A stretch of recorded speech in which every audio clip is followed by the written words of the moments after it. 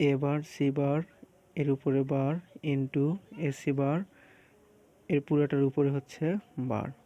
তো এটাকে আমরা সরলীকরণ করব। তাহলে প্রথমে আমি এইটুকু পুরোটাকে এ ধরলাম আর এটাকে আমি বি ধরলাম। তাহলে এটা এ আর এটা যদি বি হয় তাহলে মাঝখানে হয় হচ্ছে গুণ।